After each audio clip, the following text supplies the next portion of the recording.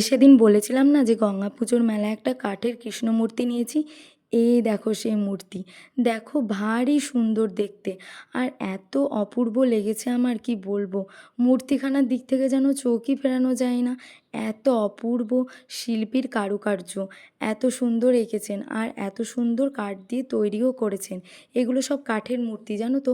অনেক আমি দেখি গঙ্গা পুজোর মেলায় কাঠের মূর্তি বসে। জগন্নাথ, বলরাম, সুভদ্রাও ছিল।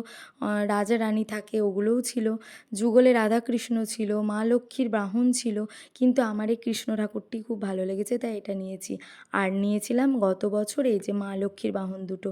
খুব সুন্দর লাগে জানো এই কাঠের মূর্তিগুলো দেখতে। আমার তো খুব ভালো লেগেছে। এদিকে মেয়ে দেখো বারবার ক্যামেরার সামনে হাত দিয়ে দিচ্ছে। ও ভিডিও বানাবে, আমি বলছি আয়, তো আসছে না তখন আবার। তো তোমাদের কেমন লাগলো এই মূর্তিগুলো জানিও কিন্তু অবশ্যই কমেন্টে। আজকের মতো ভিডিওটি এখানেই। টাটা।